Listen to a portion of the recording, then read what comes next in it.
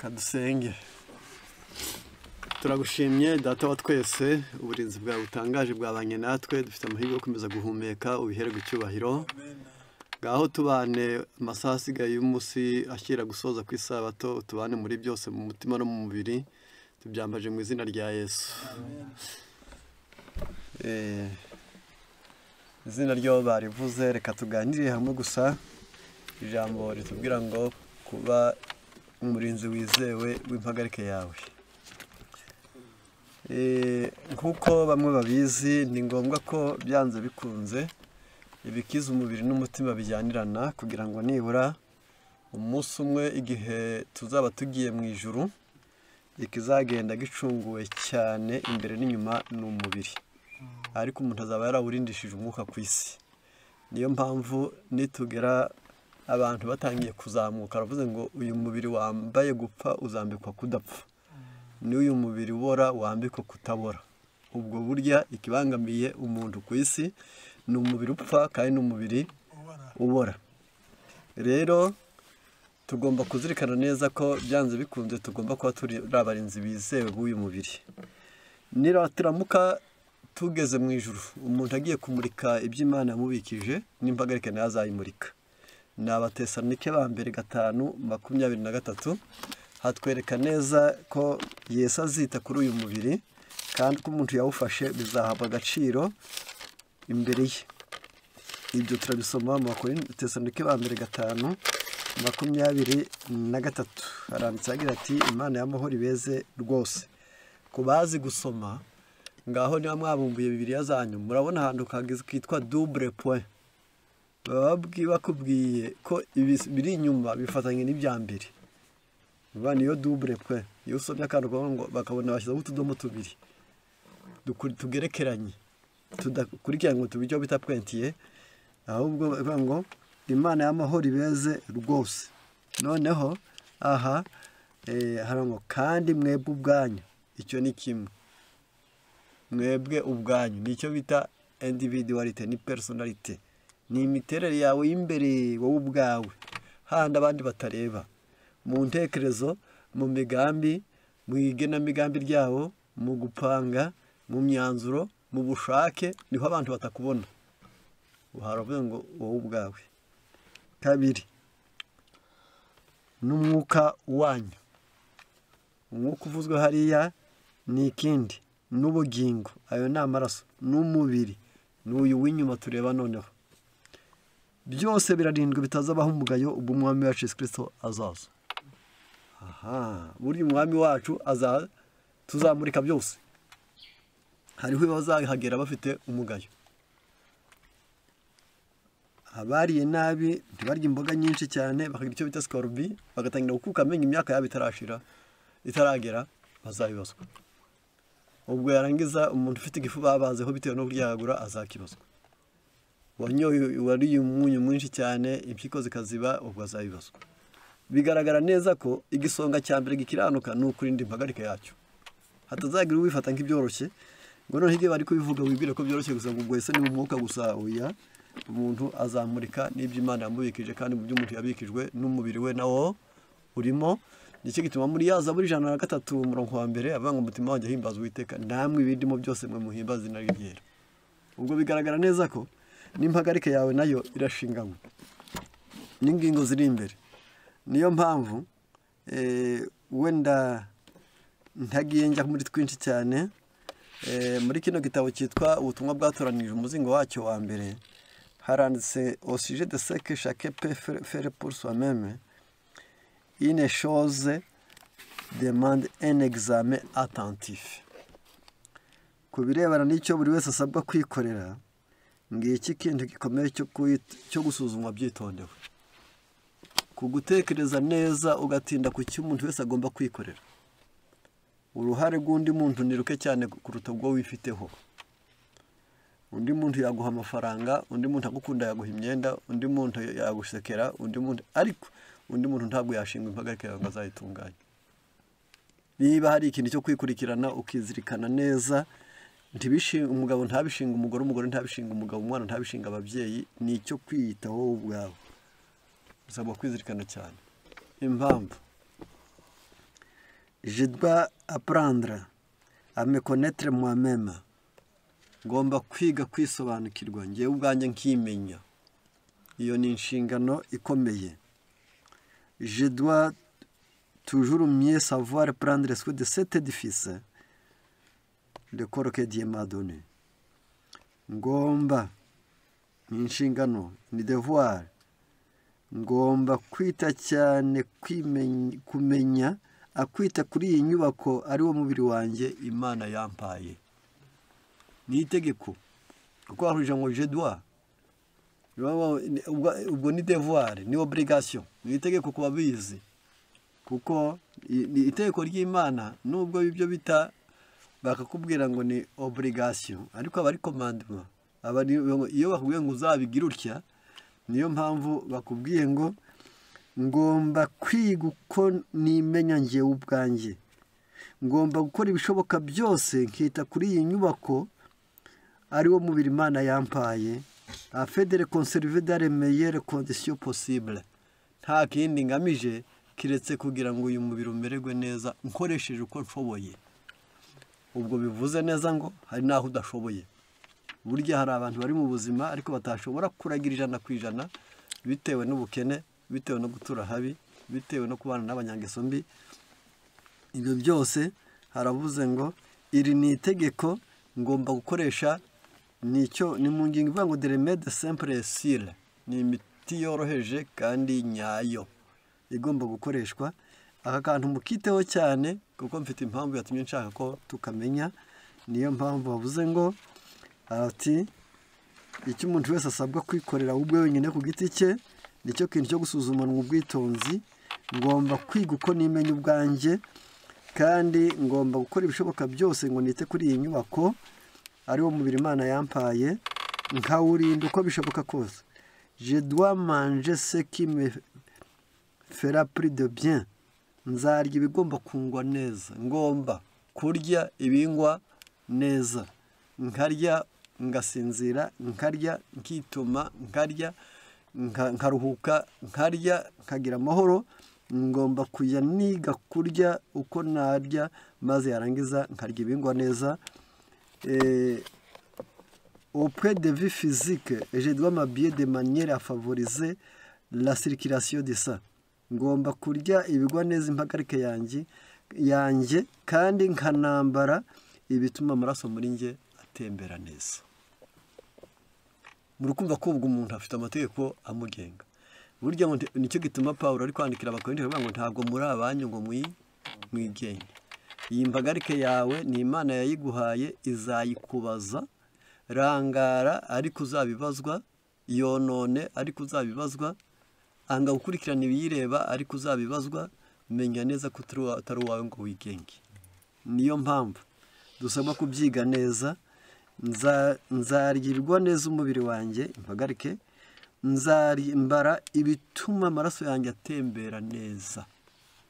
Iryo ni itegeko.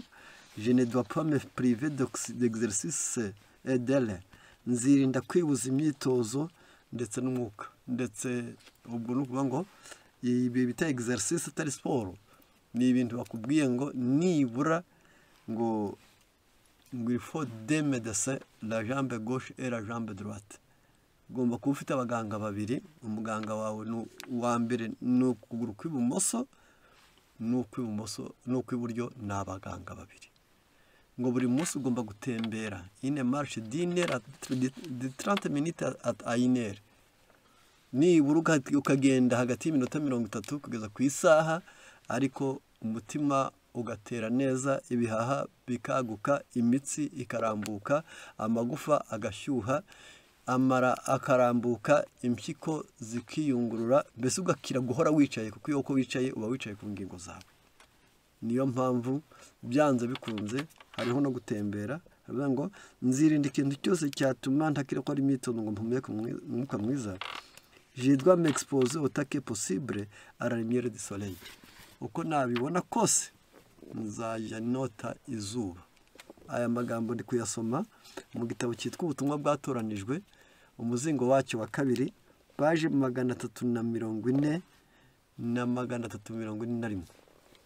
Aha rero bigaragara neza ko dusabwa kumenya neza uko twita ku buzima bwacu. Umurongo uko twamaze kuwusoma kandi tukaba tugeze ahandi nashatse ko dukurikirana. Burya kugira ngo umubiri uzawushobore uba ugomba kuwuhera, aravuze ngo il faut que la volonté soit dirigée par la sagesse. Ubushake bwawe kereka wiyoborwe n'ubwenge, kuko hatabayeho kumenya neza ko umuntu aherera mu mutwe yarangiza ukahirengagiza, umubiri ugomba kuhakura n'ingaruka zabyo. Niyo mpamvu turi bugerageza kureba neza icyo twakora. Iyo umuntu rero mu gitabo cy'umubwiriza igice cyaho cya mbere umurongo wa 18 hatubwira ko ibimenyetso nyamukuru biranga ko ubwenge bwaje. Reka mbabwire uko bimeze. Haranditse hagira hati umubwiriza igice cya mbere umurongo waho ni uwa 18. Haranditse hagira hati ariko kampere 17 nakomeje umutima wanjye kumenya ubwenge no kumenya iby'ubusazi n'ubupfafa, menya yuko nabyo ari nko kwiruka inyuma y'umuyaga. 18 kuko ubwenge bwinshi burimo agahinda kenshi, kandi ubunguka ubwenge yungukana umubabaro. Ubwenge bwinshi harimo agahinda kenshi. Iyo utekereje ukareba ukuntu abantu bahendahendegwa kurya neza, kandi ibyo kurya bihari uko biranze, abantu bagahendahendegwa kurya kare kugira ngo nibura asinzire kare, ukabona aranze. Ukareba ukuntu umuntu abwirwa guseka ukabona biramunaniye, ukabona ukuntu umuntu abwiwe gutanga ngo gutanga guhesha umugisha kuruta guhabwa, ukabona biranze. Niho umenya neza ko iyo umuntu yungutse ubwenge aba yungutse n'umubabaro. Kubona umuntu ashobora kwiyangiriza akiyangiririza kandi akazababazwa nabyo, ibyo ndatanga icyitegererezo kuko niho hantu ndubwira. Wenda ntanze nk'icyitegererezo, umuntu afashe pome na karoti na tungurusumu 3 akabirya nimugoroba, akabikoresha iminsi 7 bikabanziriza ibyo kurya, igaburo ryose yagiye kurya bikabanza, uyu muntu yasinzira neza ku bwa karoti, yagira n'imbaraga ku bwa tungurusumu, yakwituma neza ku bwa pome. Ibi bintu ni imiti y'amara cyane cyane mato. Noneho ariko ubwo nubwo mbivuze ntyo rwata, ariko yego barabyigisha, ariko nabo bajya bazana ibihenze. Burya ku isi nta gihenze kireta amagara yawe. Niba hari ibintu umuntu ari kubaka inzu ntabwo bara amamiliyoni, umuntu ari kugura imyenda ntabara amagana, umuntu ari kugenda mu modoka ntabara tikatanga, ariko umubwira kugura imitsi n'amara intambara ikaruta. Ni ikikwereka neza ko hari ikibura. Byagenza biti? Kubera ko umuntu afata miliyoni 20 kugura parcelle, akazashaka miliyoni 10 wenda agashyiramo fondation, yarangiza kongera akarihira umwana uri muri maternelle akamurihira 70,000, ukananirwa kumugurira yerayo washoboye kumujyana ku ishuri. Bikakwereka neza ko iyo umuntu yungutse ubwenge aba yungutse n'umubabaro, ndetse aho ngaho ariho turi bugerageze gukurikirana. Rero mu ndwara turi buvugeho mu uyu munsi kandi muri uyu mwanya, nahereye anashatse guhera aho ngaho mu bwonko. Ubwo Yesu yajyaga kujya mu ijuru muri Yohana 14 yavuze amagambo menshi cyane, aravuga ati ntimuhagarike imitima yanyu. Arongera mu migani 8 ya 18 umurongo wa 13 na 14 yavuze mu magambo ngiye gusoma kugira ngo nibura tujye tugerageza no kureba uko ubuzima bwacu bumeze bigenda bite, aho umuntu ndagira ngo ningaruka hariya wenda biraba byoroshye. Ni buryo ki umuntu ananirwa kugura inanasi, yatera ibyo bita manganese bigatuma imyanya yororoka igimena myanda mu buryo bworoshye, ariko agashobora kugura inkweto isongoye igenda adakozaho. Niyo mpamvu nashatse ngo nibura mu migani 18-14 umutima wihanganye ukomeza umuntu mu ndwara ye, ariko umutima wihebye ninde wawihanganira? Buriya mu buzima jya wihangana. Ku isi ntabwo bizagenda uko ushaka, ntabwo bizamera uko wapanze.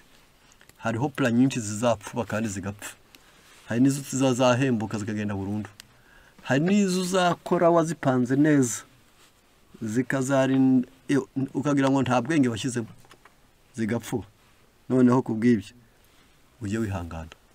Umutima wihanganye ukomeza umuntu mu ndwara ye, niyo mpamvu bakoresheje ngo umutima wihanganye ukomeza umuntu mu ndwara ye, ariko umutima wihebye ninde wawihanganira? Tukihebe, tugihumeka tukiriho, hariho ibyiza bikiriho. Kandi mu buzima umuntu agiye agira ibyiza, ahubwo kubireba akaba ibyo bimunanira.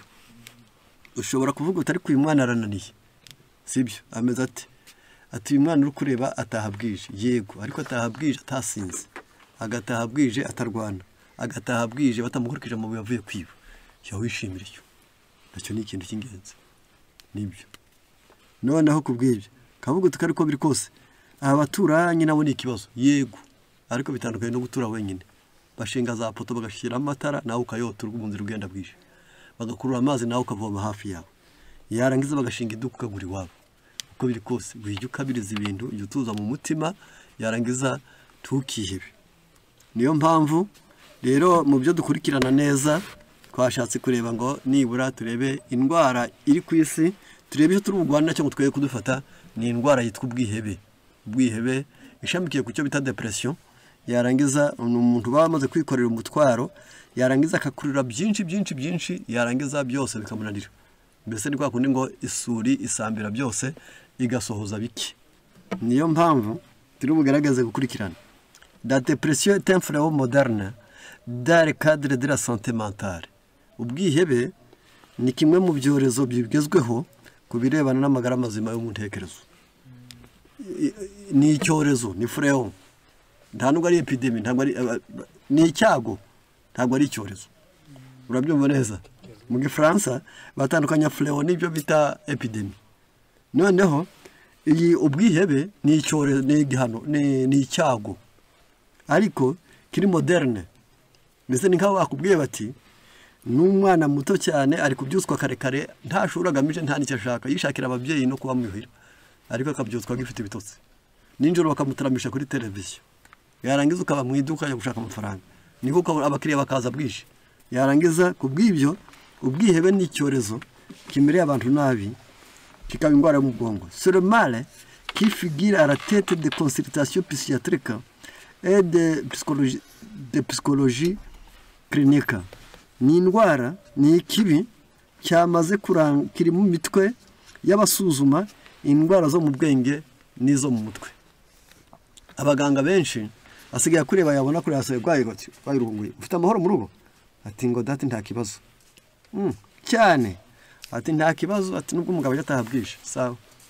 Ubwo kera umuganga yatangiye gukeka kudafite amahoro bitewe ashaka gukurikirana. Gisigaye ari nayo mu bisuzumwa kuri benshi bagwaye zo bahabwa negative ntagwari hari, bajya gusanga bagasanga bishamikiye, bamwe ni ishyari, abandi ni inzangano, abandi ni amahoro make, abandi ni ubukene, abandi ni amaganya, abandi ni intimba. Mbese bafite byinshi bagenda barundanya bakubukiriza, bikazaba intandaro y'indwara zabo. Niyo mpamvu ne hose on estime que la dépression occupera la deuxième place parmi les causes de maladies et handicaps dans le monde au cours de l'année 2020.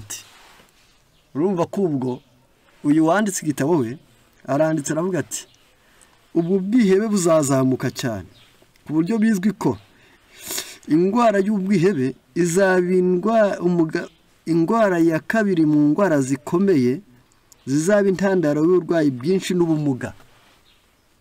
Yavuze ngo ni centre d'handicap, abari abantu bariho batagenda baracitse amaguru, mbese abo twita bakajori taraba intambara, ariko hari abandi bo kumugara akaboko ntigakore, abandi urutoke rukanga gufata, abandi ugutwi kugapfa, abandi akaguruka gahina marara, abandi bagacumbagira, nta kindi kibiteye.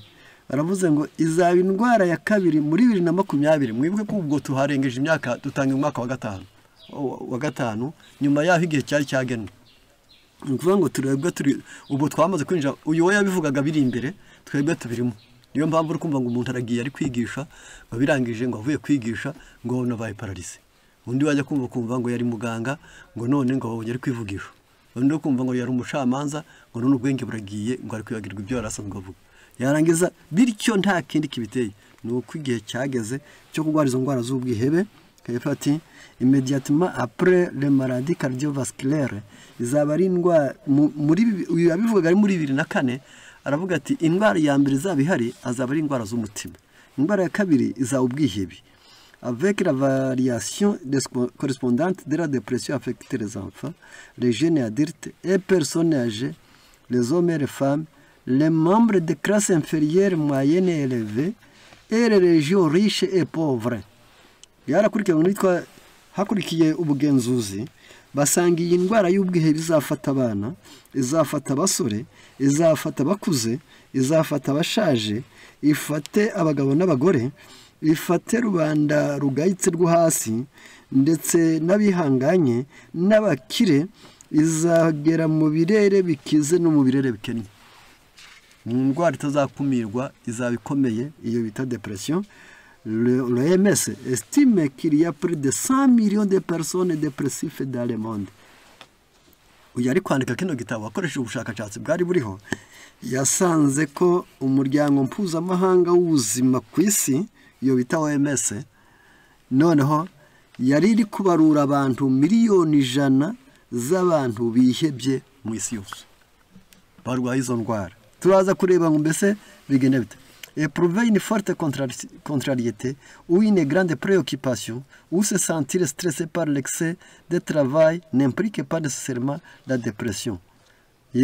Aravuze ngo kugira imirimo myinshi cyane, kugira ibinyuranyo byinshi, kugira imirimo myinshi cyangwa kumva uhangayitse mu bwenge, kugira imirimo y'indengakamere tibyazana kwiheba gusa. Nemwe c'est l'altération émotionnelle, ntabwo ari imirimo myinshi yihebesha, ahubwo ni imvururu zo mu ntekerezo.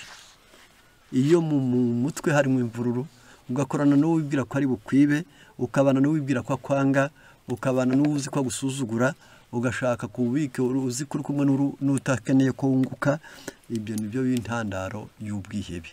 Ni ukuba mbese nawe uzi ngo aho ndi sintuje, aho ndi sinkunzwe, aho ndi sinshakwa, aho ndi sinkenewe, aho ndi sinishimiwe. Ibyo bintu by'imvuru zo mu bwenge nibyo ntandaro iyo mu ntekerezo. Parakomeje ati y'ubwihebe néanmoins ngo peuvent être l'avènement de celle-ci, ngibyo ibyo byo kumva mu bwenge hadatuje niyo ntandaro y'ubwihebe. Il s'agit de rester vigilant de manière à ce qu'elle ne se prolonge pas trop. Ihora urikanuye ubwihebe butazagutindamo, ihora urikanuye we kugira éprouver une forte contrariété ou une grande préoccupation. Aho nayo imaze kwava. Les symptômes de la dépression sont nombreux. Noneho ibimenyetso by'ubwihebe ni byinshi. On ne diagnostique comme tel que lorsque 5 d'entre eux apparaissent de façon régulière. Kugira ngo wimenye ko ari indwara urwaye ari ubwihebe, kiretse bimwe muri ibi bitanu ubonye bikuriho. Ibyo se ni ibihe? Baravuga ngo wakurikirana mbese ngo urebe nibura ni ryari. Bwa mbere, un état d'âme d'une intense tristesse, iyo umutima wawe uhora mu intimba ndende. Icyo ni ikimenyetso kimwe ugomba kumenya ko ubwihebe bwagufasha. Kabiri, un manque d'entrain pour toute activité. Iyo utakishimira gukora neza ngo wumve wishimiye gukora, kumesa, kurya se, guteka, kwandika, gusoma, kugenda, gucuruza, iyi mirimo wari usanzwe ushoboye ushaka ukabona tukiyishimira, iyi ndwara y'ubwihebe yagufasha. Gatatu, perte de l'appétit et du poids, ni ukubona uzimiza kuryoherwa nta muriro warwaye, yarangiza ukumva turyohewe kandi ukabona ibiro byawe bigenda utagwaye umwijima kandi utabuze bigutunga. Iyo ni ingingo ya gatatu. Altération du sommeil. Ingingo ya kane y'uko ubwihebe bwagufashe ni ukubona ibitotsi byawe bicikagurika ubusabusa. Gatanu, lenteur dans le mouvement. Iyo utangiye kujya ugenda usodoka, ukururuka, wari usanzwe wihuta, ukagenda ukururuka nta mwete. Gatandatu, la fatigue ou la perte d'énergie. Guhorana umunaniro utari uko wakoze cyane cyangwa ukazimiza imbaraga wari usanzwe ufite. Iyi ni ingingo ya gatandatu. Ingingo ya karindwi, les sentiments négatifs envers soi-même. Kumva wiyanze, kumva udashaka kubaho, kumva ukwiriye gupfa. Mbese ukabitekereza mu mutima utari ku wundi ndiho bimara iki kubaho. ibyo byonyine ubwabyo gusa niwe waguhereza amafaranga gwa miliyoni uvuga ngo uze bari kuyampa ngo azamarira iki ngo bazayarya barahari yarangiza ubwihebe bukaba bwagufashe. Ingingo ya 8 aya ni ingingo ya 7 aya ni ya 8 des sentiments de culpabilité yarangiza nukumva buri gihe mu mutima mubi nibyo jambo ryaba ryoroshye ryo kubivugaho cyane. Fati ku ngingo ya 9 delimitation de la capacité d'entendement iyo utacyumva neza basa n'abakubwira udahari bagasa naho ugira za nyirabibandi ugasa naho kwiyumvisha bigorana ubwihebe bwa bwagufasha. Ingingo ya 10 des idées ou des tentatives de suicide nukumva hari igihe wajya ufata umugambi n'intekerezo n'icyerekezo cyakumva wakwiyahura icyo nacyo n'ubwihebe. Natubwiye impamvu yatumye mbisoma byose nuko hatubwiye ngo ubare niba ugeze kuri 5 ukabona ubyibonaho uzatangire wivure urarwaye ubwaye ubwihebe ubwo ryatekoye se bwo ntuhagarika imitima warawuhagaritse wararyishe. Noneho ku ngingo iheruka oya nizo ni 10 ndagira ngo kuba bikunda ndabisoma n'ubundi mbisubiyemo kugira ngo nitwinjira mu muti uzaba amaze kumenya aho urwaye kandi umenye ko bwihutirwa ko ukwiriye kwivuza. Arabango de symptômes iyi ngingo noho ndayanyisoma kandi nasobanura uko yasobanuwe n'abiga imiterere muntu mu bwenge bwabo. Ya indi ya mbere yitwa un état d'âme d'une intense tristesse guhora buri gihe wumva warira ufite intimba ndende ukumva aho uri wose warya biryoshye atariko mbiriye nyine yarangiza wabibura atariko yemwe ubuzima mbese ukahora buri gihe ufite intimba. S'il viennent de pleurs et de sentiments de désespoir très souvent sans savoir pourquoi ufatwa n'ibintu bibiri. Bwa mbere ufatwa n'ubwihebe ugakunda kurira ugashaka impamvu ukayibura.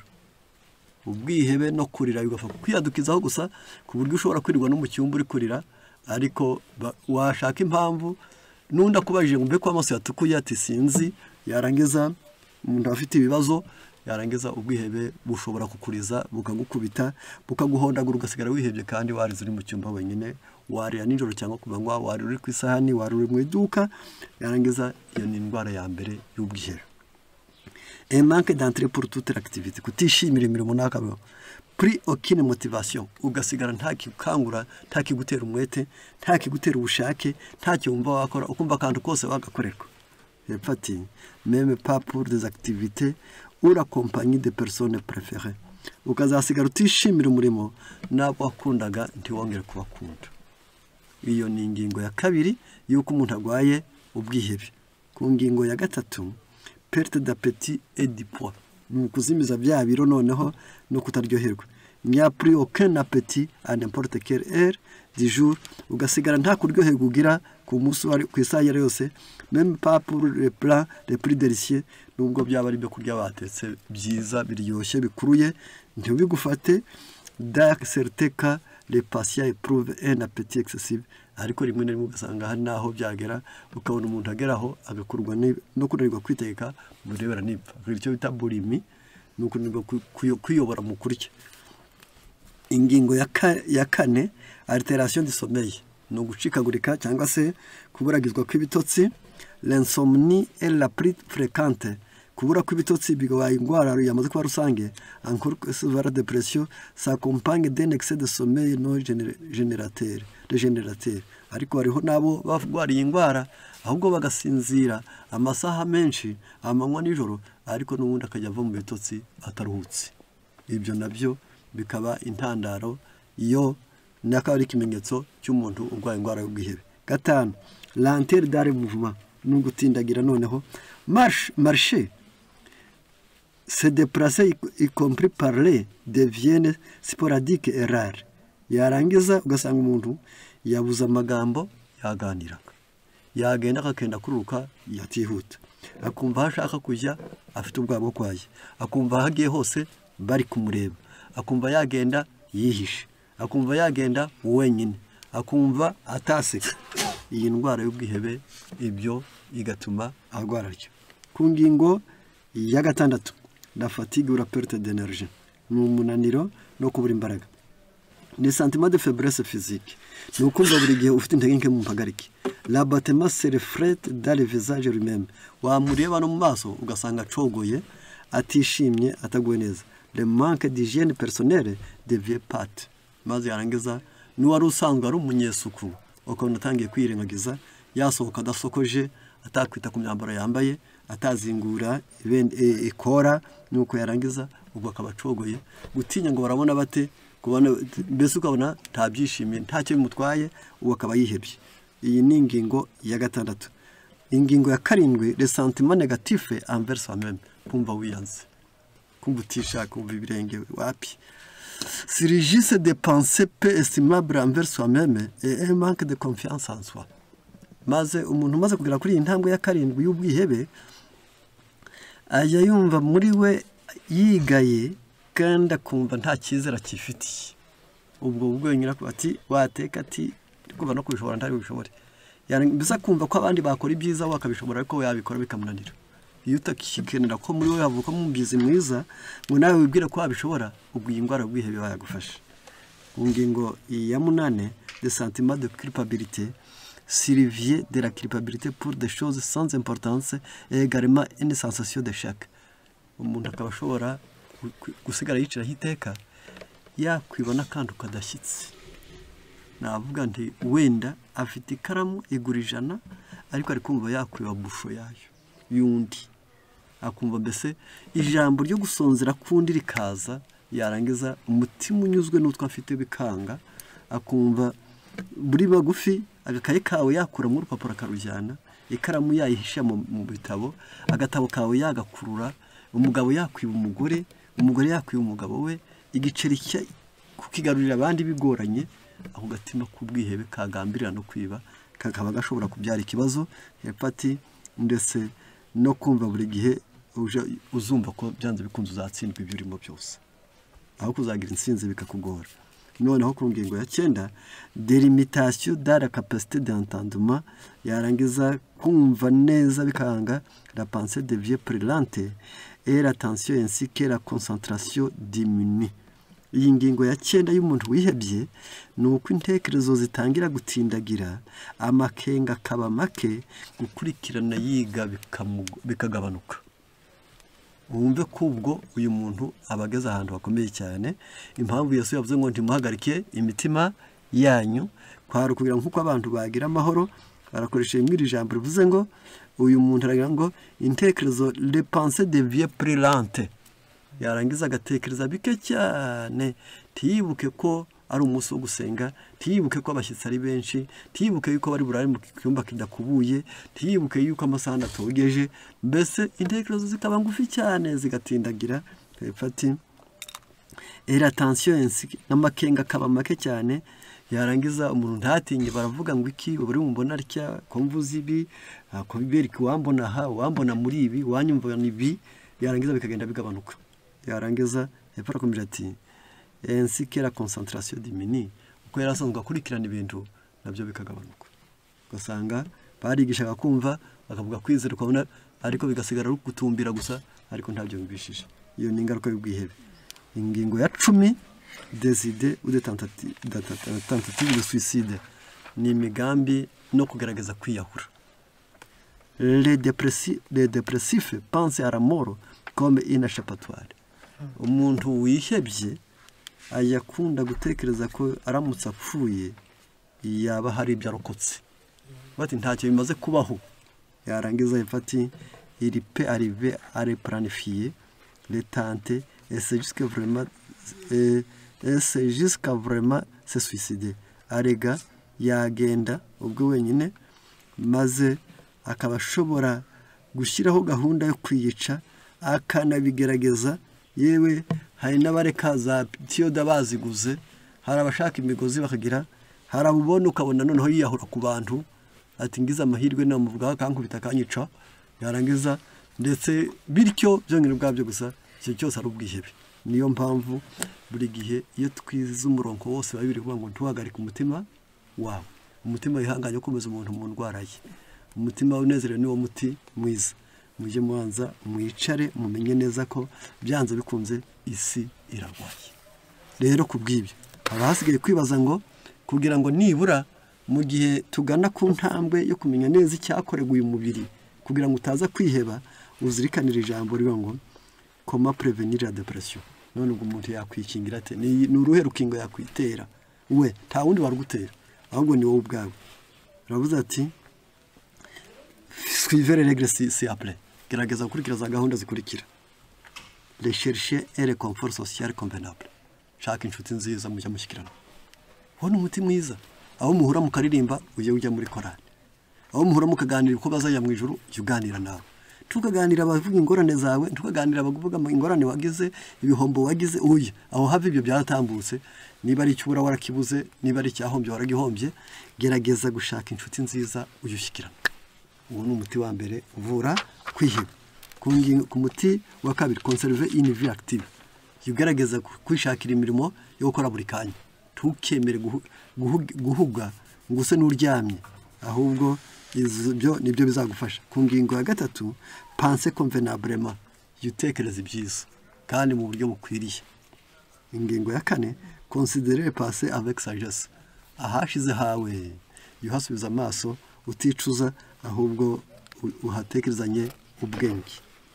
Noneho aha rero niho hantu numvaga nshaka ko tuzirikana, bakaba kubwira rero bati noneho mu ngingo tugiye kujyamo zo kubivura nibwira ko abantu benshi cyane ziriya zari inama. Izo nama nibwira ko abantu benshi cyane batazirikanye, ariko reka nzivugeho. La dépression est peu fréquente dans les groupes où il y a des liens relationnels très forts. Cyane cyane ubwihebe bukunda gufata abantu bakunda kubana n'itsinda bafitanye isano ya bugufi.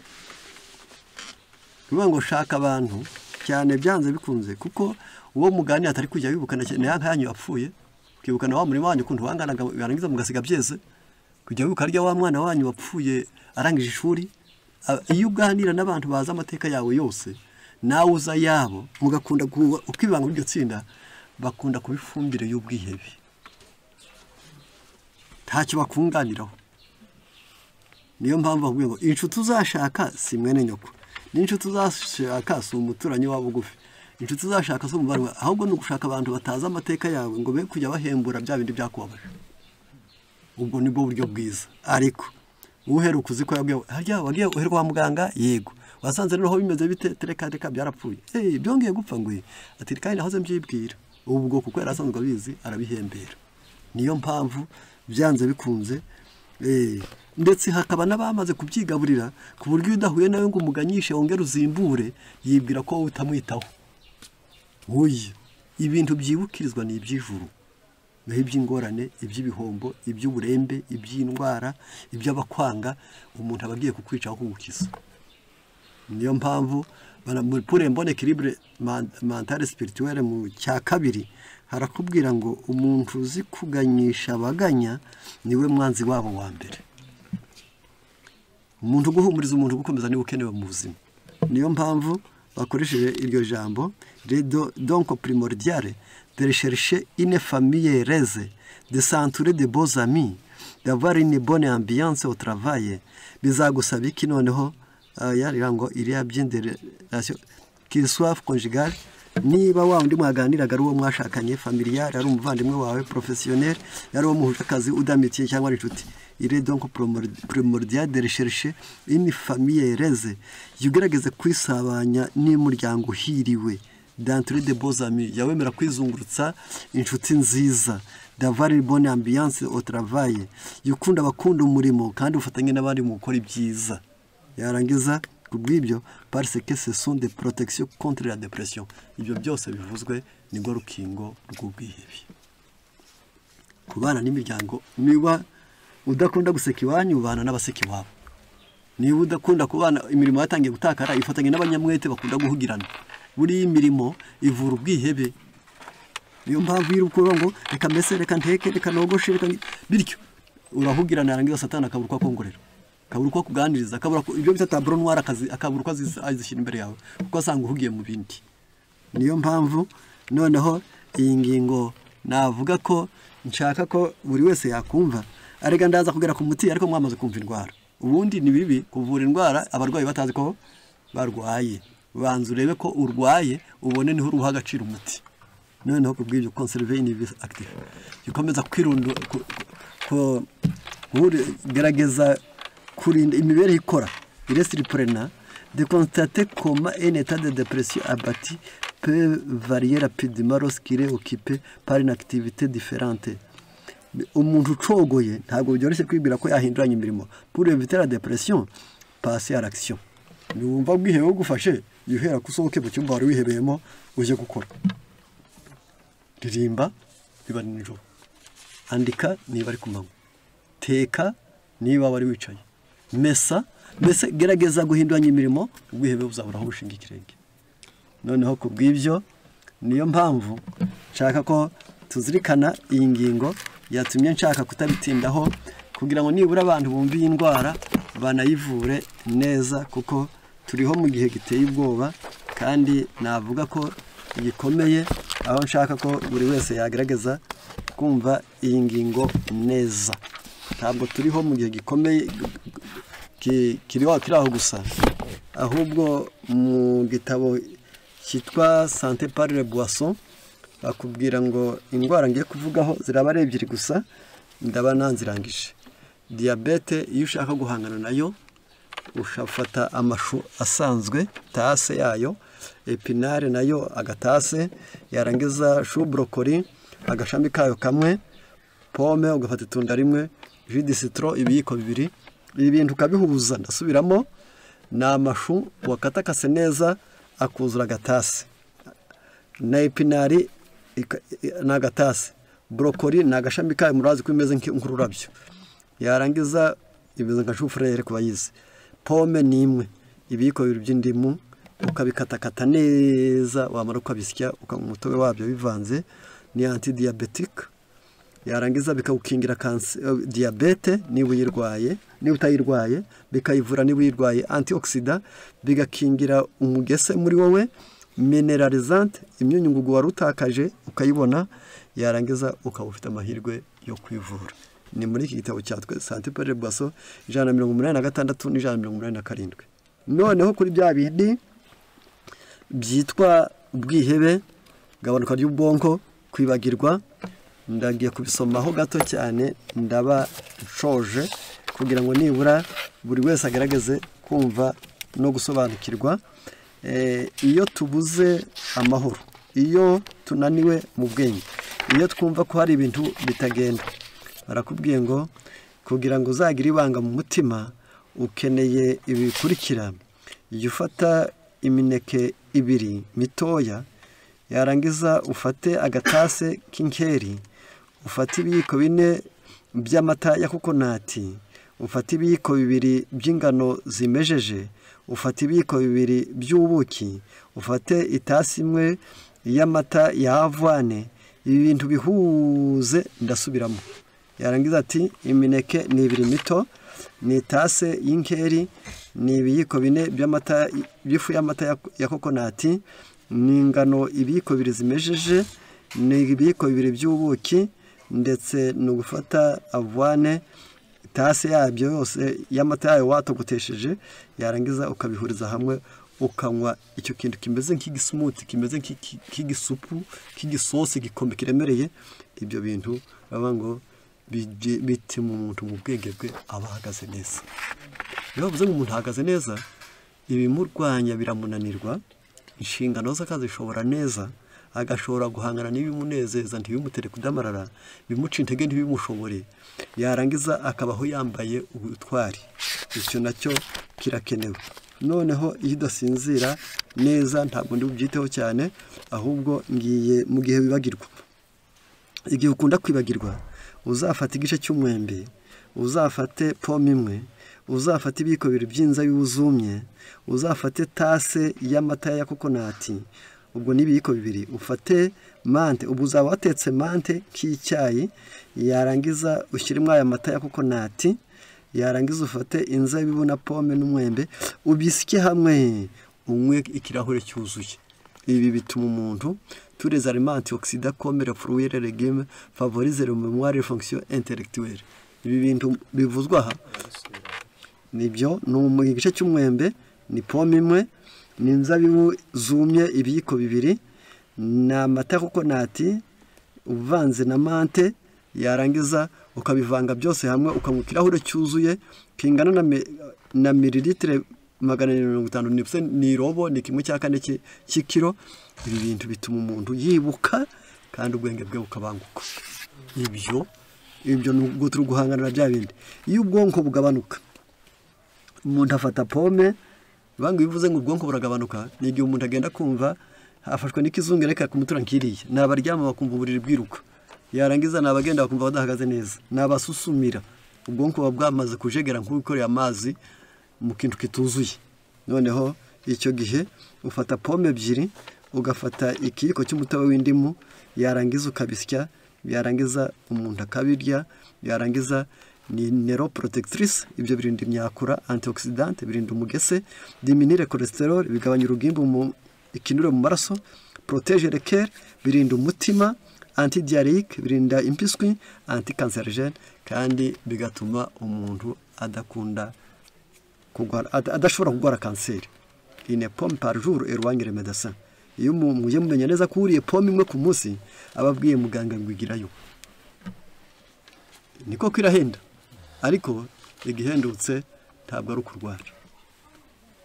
Dire proverbe anglais abongereza ni wacu mugani ngo rya pome imwe uzawigije muganga kure. Mais à la lumière de recherche récente nous pouvons dire que une pomme par jour éloigne l'Alzheimer. Munoneho mu buvumbuzi bugenda bwira baravuze ngo ukuyiriye niko wigiza kure gusaza k'ubwenge. Bego ukuntu ngira banziza yigije kure muganga none yigije kure no kugabanuka k'ubwenge. Des études montrent que la consommation régulière de jus de pomme freine la déclin cognitif, la perte de facultés intellectuelles. Ni ukuvuga ngo iyo abantu bakoresha umutobe wayo kenshi yarangiza itavangiye baba bari ubujijuke bwabo buhoraho ukabona ubwenge bw'uhora asaza handi imyaka iriyongera ariko ubwenge bwe bwahora ku gihe.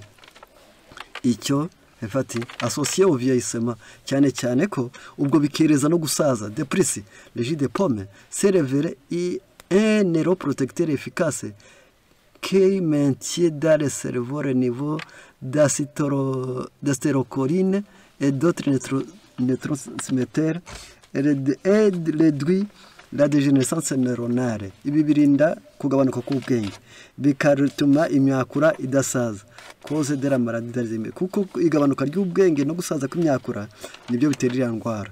Niyo mpamvu rero ntabwo twashatse kugira ngo nibura buri wese agerageze gusa naho ubwo bwihebe bwo ari nako ndangirijeho uzaba ukeneye ibyo bita graine de lin arangiza niko byitwa n'utuntu tugiye kumena nka turusose zameho gato cyane. Fata ingano zimejeje maze ufate amande yarangiza ndetse n'umutobe w'ironji. Ibi bintu ko ari 4 graine de lin germe de blé amande na jus d'orange. Numara kubihuza ruzagufasha kutiye seke umbwa omanje influence définitivement si l'état de l'âme et si la santé mentale. Ibyo turya n'ibyo tunywa binagira ingaruka ku mutima no ku bwenge. Ntukibeshye n'urya nabi bizagira ingaruka ku mubiri no ku bwenge. Graine de lin ingano zimejeje rero kubw'ibyo ndagira nti nibura amande na orange mwijya mwumva biraryoshye gusa mwijya mwishaka muri fanta yayo. Ndagira ngo ubwo kubadukurikirana muri fanta muri soda imwe muzirikane neza ko umuntu iyo anyoye fanta imwe ya orange cyangwa ya citron abanyoye utuyiko 12 twisukari mvaruganda. Iyo anyoye ni gicaho nyoye turi 18. Umwana muto w'incuke w'imyaka 4 kugeza ku 8 iyo anyoye fanta imwe ubwo aba ari umusinzi amasaha 96. Inzoga zisanzwe za alcohol. Niyo mpamvu abantu benshi iyo ugerageje kubivuga aravuga ati ko bundi ntacyo ngitesha. Oyo uratesha. Iyo umuntu anyereye ntabwo avuga ngo ubwo ntagwereka njya kugwa hariya. Uyi uratesha amagara yawe ukayatesha. Ubuzima nibwo butunzi dutunze ku isi buruta ubundi. Nibwo buharanirwa ku isi. Iyo ibi bintu bihuye bini antidepressif bikurinda ubwihebe, tonifiante bitera imbaraga, antianemique bituma amaraso yiyongera, nutritive bigira intungamubiri, antioxidante birinda umugese, recarnisante amaraso y'umuntu ahora adashaririye, guseka no kumwenyura no gucya mu maso bigahora byoroshye. Reka Imana izaturinda ubwihebe mu izina rya Yesu.